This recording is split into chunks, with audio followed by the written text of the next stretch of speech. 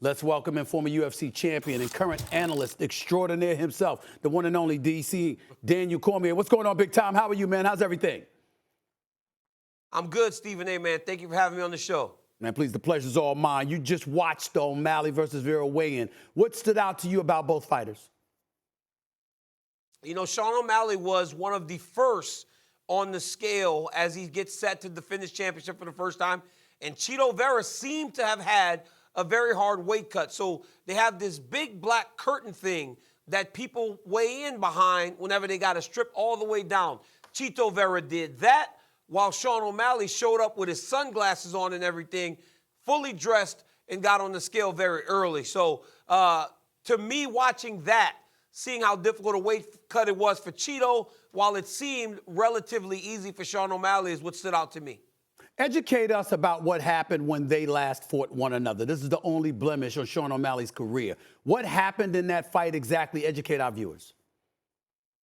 You know, so we were fighting on the same night. It was the last fight that I ever had was on the same night. So I'm in the back watching.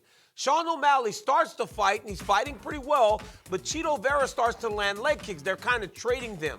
He hurt some nerve in the leg of Sean O'Malley. So eventually, the nerve gave out and Sean O'Malley could not continue. But in that time, once he had the leg hurt, he was able to land some really good shots. So while Sean O'Malley does say it's a fluke, Chito Vera was the one that landed the strikes that ultimately started to damage the legs of Sugar Sean. You know what, Sean O'Malley, he showed up on First Take earlier this week and was claiming it wasn't a legitimate loss and what have you. And I'm looking at it and I'm saying, okay, all right. But I'm still wondering what will be different for him in this particular rematch. When you look at Chito Vera, where he is now at this point in time in his career, where Sean O'Malley is at this particular moment in time, what do you think will be different in this fight? Championship mindset.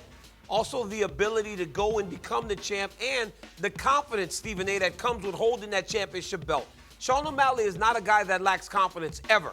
You saw the jacket he wore at the press conference yesterday, the bright hair, the colorful personality. But now he has that 13 pounds of gold to match that. And I believe that confidence and his ability to take that into the octagon will be one of the bigger things for him trying to gain a victory. And also the knowledge that he gained in the octagon that night, because while the fight did not last long, in the time that they did fight, Sean O'Malley was finding success. Another big matchup will take place in the lightweight division when Dustin Poirier faces off against Beneil. I want to make sure I have his name pronounced correctly. Saint-Denis, rather. Yes, yes. They got that fight coming up. What do you make of that fight? Stephen A., you know what's the best thing about Benoit's name? You sound fancy when you say it. Benoit Saint-Denis. You know, he got us all feeling real fancy right now after we say his name. Right. But him and Dustin Poirier is going to be a fantastic fight. Dustin Poirier is the #3 ranked guy in the world. Benoit is all the way down at 12. Right now, we have a bit of a changing of the guard opportunity at lightweight. The best guys that we have known for a long time, the Oliveras, the Poiriers, the Chandlers, are fighting some of the lower-ranked guys, and right now, this is another opportunity. This one is 5 rounds, Stephen A., in a co-main event, which does not happen very often, and this one is going to be explosive. I can guarantee you that this fight is going to deliver.